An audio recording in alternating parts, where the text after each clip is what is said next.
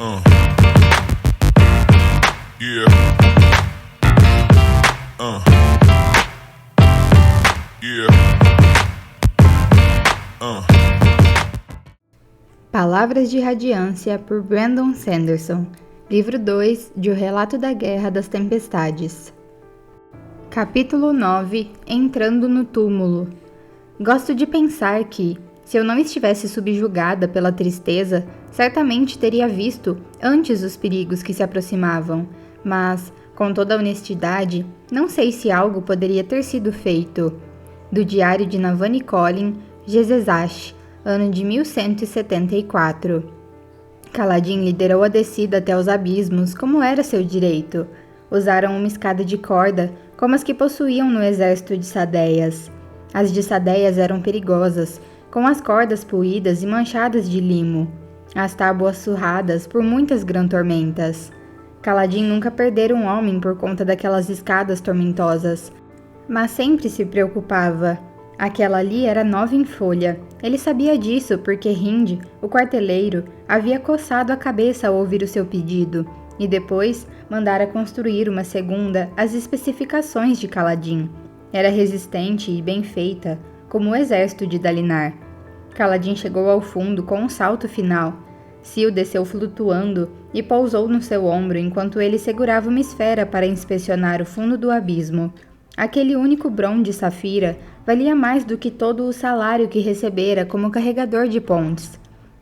No exército de Sadeias, os abismos eram um destino frequente para carregadores de pontes. Kaladin ainda não sabia se o propósito era fazer a limpa em todos os recursos possíveis das planícies quebradas, ou se, na verdade, era encontrar algo inútil e humilhante para os carregadores de pontes fazerem entre as investidas. Ali, contudo, o fundo do abismo estava intocado. Não havia caminhos abertos entre o emaranhado de lixo que as tormentas arrastavam, e não havia mensagens ou instruções gravadas no musgo das paredes. Como os outros abismos, aquele se abria como um vaso, mais largo no fundo do que no topo rachado, um resultado das águas que corriam durante as grã-tormentas. O chão era relativamente plano, alisado pelo sedimento de crê endurecido. Enquanto avançava, Kaladin teve que abrir caminho por cima de todo tipo de dejetos. Galhos e troncos quebrados de árvores arrastadas das planícies, conchas rachadas de petrobulbos, incontáveis emaranhados de vinhas secas, torcidas como novelos descartados, e corpos, naturalmente. Muitos corpos terminavam nos abismos. Sempre que homens perdiam a batalha para controlar um platô, eles precisavam recuar e deixar seus mortos para trás. Raios. Sadeias frequentemente deixava cadáveres para trás mesmo quando vencia, e também abandonava carregadores de pontes feridos, mesmo que ainda pudessem ser salvos. Depois de uma grã-tormenta, os mortos terminavam ali, nos abismos, e como as tempestades sopravam para o oeste, na direção dos acampamentos de guerra, a água levava os corpos naquela direção. Kaladin achou difícil se mover, sem pisar nos ossos misturados com a folhagem acumulada no solo do abismo. Ele abriu caminho do modo mais respeitoso possível, enquanto Rocha pulava da escada atrás dele, murmurando uma frase em sua língua nativa. Kaladin não soube dizer se era um xingamento ou uma oração. Sil saiu de seu ombro zunindo pelo ar, então fazendo um arco até o chão. Ali, ela tomou o que ele pensava ser sua verdadeira forma, a de uma mulher jovem, com um vestido simples que se transformava em névoa, pouco abaixo dos joelhos. Ela se empoleirou em um galho e fitou um fêmur que despontava entre o musgo. Ela não gostava de violência. Ele não sabia ao certo, mesmo agora, se Sil compreendia a morte. Falava sobre o assunto como uma criança tentando compreender algo além da sua capacidade. Que sujeira, disse Teft, quando chegou ao fundo. Bah, este lugar nunca viu qualquer tipo de cuidado. É um túmulo, comentou Rocha. Nós entramos em um túmulo. Todos os abismos são túmulos, respondeu Teft, sua voz ecoando nos confins úmidos. Esse é só um túmulo sujo. É difícil achar alguma morte que não seja suja, Teft, falou Kaladin. Teft grunhiu, então começou a saudar os novos recrutas. enquanto eles chegavam ao fundo. Moashi e Scar estavam protegendo Dalinar e seus filhos, enquanto eles participavam de algum banquete de olhos claros. Algo que Kaladin ficou feliz em poder evitar. Em vez disso, fora com Teft até ali embaixo. Eles estavam acompanhados pelos 40 carregadores de pontes, 2 de cada equipe reorganizada, que Teft estava treinando, na esperança de que se tornassem bons sargentos para suas próprias equipes. Deem uma boa olhada, rapazes, disse Teft a eles. Foi daqui que viemos. É por isso que alguns nos chamam de Ordem do Osso. Não vamos fazer com que passem por tudo o que passamos e fiquem felizes. Uma grande tormenta podia ter nos levado a qualquer momento. Agora, com os guarda-tempos de Dalinar Kholin para nos guiar, não vamos correr tanto risco e vamos ficar perto da saída, só por via das dúvidas. Kaladin cruzou os braços, assistindo à instrução de Teft, enquanto Rocha entregava lanças de treinamento para os homens. O próprio Teft não carregava uma lança, e ainda que ele fosse mais baixo do que os carregadores reunidos ao seu redor, vestindo uniformes simples de soldados, eles pareciam completamente intimidados. O que mais você esperava? Pensou Kaladin. Eles são carregadores de pontes. Uma brisa forte poderia amedrontá-los. Ainda assim, Teft parecia estar completamente no controle, confortavelmente no controle. Isso era bom. Algo naquilo era simplesmente certo.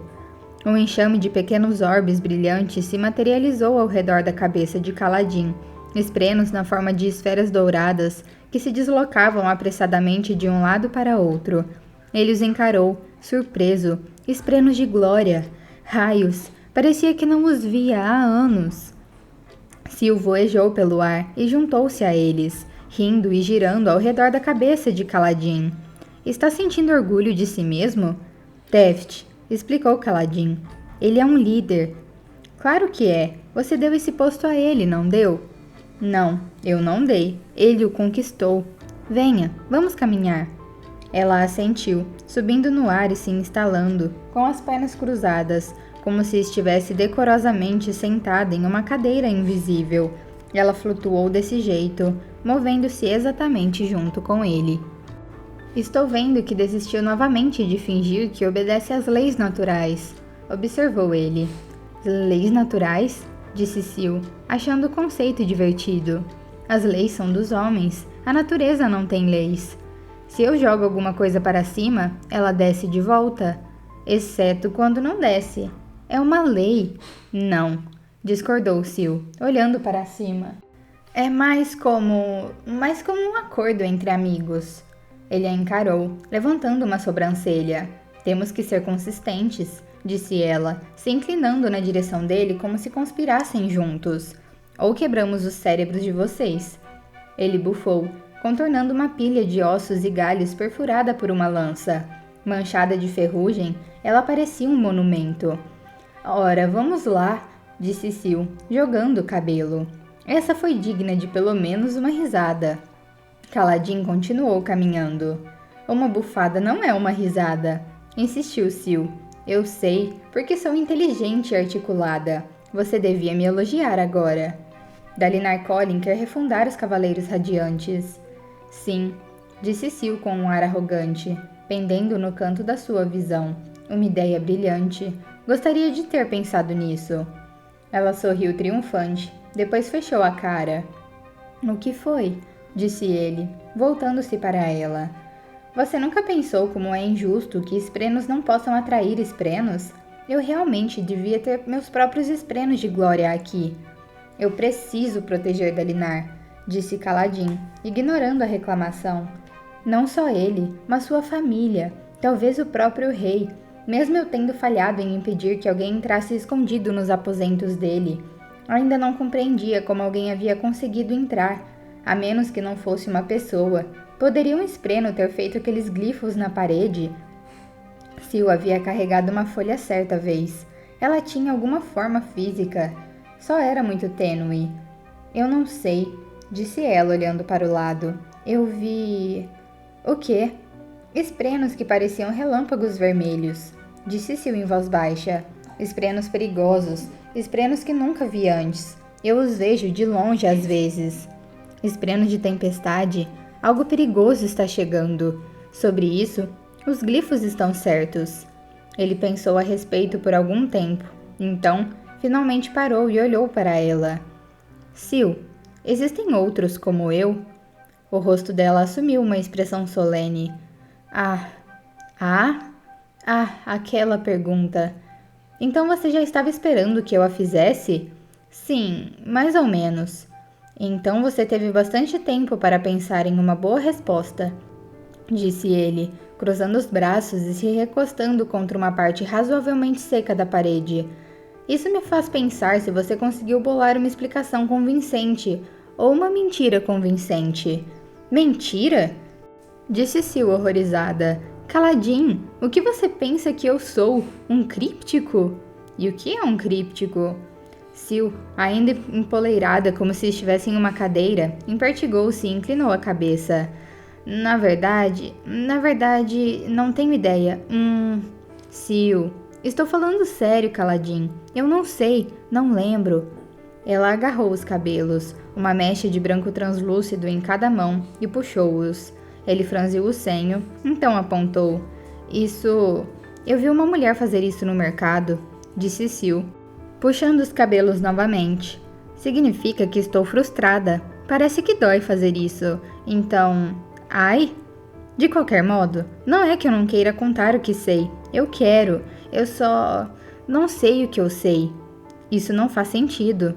Bem, imagine como é frustrante. Caladin suspirou. Então continuou seguindo pelo abismo, passando por poças de água estagnada, pontilhada por detritos. Petrobulbos dispersos e ambiciosos cresciam atrofiados ao longo de uma parede do abismo. Eles não conseguiam muita luz ali. Ele respirou profundamente os odores de vida sobrecarregada, musgo e limo. A maioria dos corpos ali era mero osso.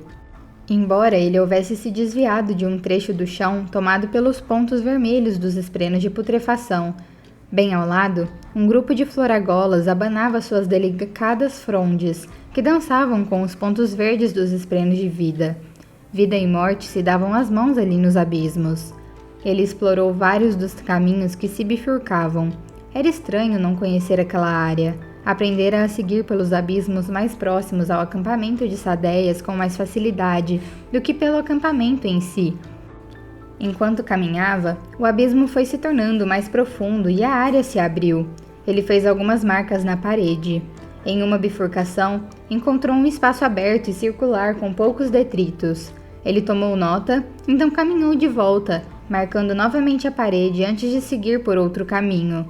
Por fim, adentraram em outro lugar, onde o abismo se abria, estendendo-se em um espaço mais amplo. Vir aqui era perigoso, disse Sil. Nos abismos? Não há nenhum demônio do abismo perto dos acampamentos. Não, quero dizer, para mim, vir para este reino antes de encontrar você. Era perigoso. Onde você estava antes? Outro lugar, com muitos esprenos. Não lembro direito. Havia luzes no ar. Luzes vivas. Como espreno de vida? Sim e não. Vir aqui era um risco de morte. Sem você, sem uma mente nascida desse reino, eu não podia pensar. Sozinha, eu era só outro espreno de vento. Mas você não é um espreno de vento, replicou Caladin, ajoelhando-se ao lado de uma grande poça d'água. Você é um espreno de honra. Sim, disse Sil. Caladin fechou a mão ao redor da sua esfera, trazendo uma escuridão quase total ao espaço cavernoso. Era dia acima, mas o céu estava distante, inalcançável. Montes de refúgio trazidos pelas enchentes caíram nas sombras, o que quase pareceu lhes restaurar a carne. Grupos de ossos ganharam a aparência de braços flácidos, de cadáveres em altas pilhas. Em um instante, Caladin se recordou, avançar gritando contra fileiras de arqueiros parchendianos, seus amigos morrendo em platôs áridos, debatendo-se em meio ao próprio sangue. O trovão de casco sobre pedra, o cântico incongruente de línguas alienígenas, os gritos dos homens, tanto de olhos claros quanto de olhos escuros, um mundo que não se importava com carregadores de pontes. Eles eram refúgio, sacrifícios a serem lançados nas fendas e arrastados pela limpeza das enchentes. Aquele era o verdadeiro lar deles, aqueles rasgos na terra, aqueles lugares abaixo de todos os outros. Quando seus olhos se ajustaram à escuridão, as memórias da morte recuaram, embora ele nunca pudesse se livrar delas. Para sempre levaria aquelas cicatrizes na memória, como as muitas cicatrizes na carne, como aquelas na sua testa. A poça diante dele brilhava com uma profunda cor violeta. Ele havia notado antes, mas sob a luz da sua esfera era mais difícil de ver. Agora, no escuro, a poça podia revelar sua radiância misteriosa. Sil pousou do outro lado da poça, como uma mulher à beira do oceano. Kaladin franziu o senho, se inclinando para inspecioná-la mais de perto. Ela parecia diferente. Seu rosto havia mudado de forma. Existem outros como você, sussurrou Sil. Eu não os conheço, mas sei que outros esprenos estão tentando, ao seu próprio modo, recuperar o que foi perdido. Ela o encarou, e seu rosto havia recuperado a forma usual. A mudança fugídia havia sido tão natural que Kaladin não sabia ao certo se a imaginara. Eu sou o único espreno de honra que veio, disse Sil. Ela parecia estar se esforçando para recordar. Fui proibida de vir. Vim de qualquer jeito, para encontrá-lo. Você me conhecia? Não, mas eu sabia que o encontraria. Ela sorriu. Passei o tempo com meus primos procurando os esprenos de vento. Sem a conexão, sou basicamente um deles, embora eles não tenham a capacidade de fazer o que nós fazemos. E o que nós fazemos é importante, tão importante que eu deixei tudo para trás, desafiando o pai das tempestades para vir. Você ouviu na tempestade. Os pelos dos braços de Kaladin se arrepiaram. Ele havia de fato visto um ser na tempestade, um rosto vasto como o próprio céu. Independentemente do que fosse aquilo, espreno, arauto ou deus, não havia amenizado suas tempestades para Kaladin durante o dia em que permanecera pendurado. Nós somos necessários, Kaladin, disse Sil em voz baixa. Ela acenou para ele, que baixou a mão até a beira do minúsculo oceano violeta que brilhava suavemente no abismo. Ela subiu na mão dele e Kaladin se pôs de pé, levantando-a. Sil caminhou sobre seus dedos e ele chegou a sentir um pequeno peso, o que era incomum. Virou a mão enquanto ela subiu até estar empoleirada em um dedo, as mãos dela unidas atrás do corpo, encontrando o olhar dele, enquanto Kaladin mantinha o dedo diante do próprio rosto. Você, disse Sil, você vai precisar se tornar o que Dalinar Kholin está procurando. Não deixe que ele procure em vão. Eles vão tomar de mim, Sil, sussurrou Kaladin. Vão descobrir uma maneira de tomar você de mim. Isso é bobagem, você sabe que é. Eu sei que é, mas eu sinto que não é. Eles acabaram comigo, Sil. Eu não sou o que você pensa que sou. Eu não sou um radiante. Não foi isso que eu vi no campo de batalha, depois da traição de Sadeias, quando os homens estavam numa armadilha abandonados. Naquele dia, eu vi um herói. Ele fitou-a nos olhos. Sil tinha pupilas, embora fossem criadas apenas como os diferentes tons de branco e azul, como o resto dela. Brilhava mais suavemente do que a mais fraca das esferas, mas era o bastante para iluminar o seu dedo. Ela sorriu, parecendo confiar totalmente nele. Pelo menos um deles confiava. Vou tentar, sussurrou Kaladin. Uma promessa. Kaladin? A voz era de Rocha, com seu distinto sotaque de papaguampas. Ele pronunciava o nome como Kaladin, em vez do normal Kaladin. Sil saiu voando do dedo de Kaladin, se tornando uma fita de luzes unindo até Rocha. Ele demonstrou seu respeito à maneira papaguampas, tocando os ombros alternadamente com uma das mãos, e depois a levando à testa. Ela deu uma risadinha. Sua profunda solenidade havia se transformado em alegria pueril em instantes. Sil podia ser apenas uma prima dos esprenos de vento, mas obviamente compartilhava com eles a natureza travessa. Ei, disse Kaladin, acenando com a cabeça para a rocha e enfiando a mão na poça. Ele voltou com um brão de ametista e o segurou. Em algum lugar lá em cima, nas planícies, um Olhos Claros havia morrido com aquilo no bolso. Riqueza, se ainda fôssemos carregadores de pontes. Ainda somos carregadores de pontes, respondeu Rocha, se aproximando. Ele pegou a esfera dos dedos de Kaladin. E isso ainda é riqueza. Os temperos que eles têm nas despensas são tumali.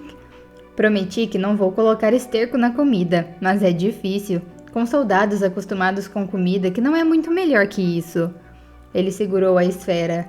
Vou usar ele para comprar tempero melhor, tá? Claro, disse Kaladin. Sil pousou no ombro de Rocha e se transformou numa jovem. Então se sentou. Rocha viu-a de relance e tentou fazer uma mesura para o próprio ombro. Para de atormentá-lo, Sil, disse Kaladin. É tão divertido. Você deve ser louvada pela ajuda que nos deu, Mafalik, disse Rocha. Suportarei tudo o que desejar de mim, e agora que estou livre, posso criar um santuário adequado para você. Um santuário? Os olhos de Sil se arregalaram. Oh! Sil, disse Kaladin, pare com isso. Rocha, eu vi um bom lugar para os homens praticarem. É lá para trás, depois de umas 2 bifurcações. Marquei as paredes no caminho. Sim, nós vimos isso aí, respondeu Rocha. Teft levou os homens lá. É estranho. Esse lugar é assustador. É um lugar onde ninguém vem, mas ainda assim os novos recrutas... Eles estão se abrindo. Adivinhou Kaladin. Sim, como você sabia que isso aí ia acontecer? Eles estavam no acampamento de Sadeias quando nós fomos designados para o plantão exclusivo nos abismos.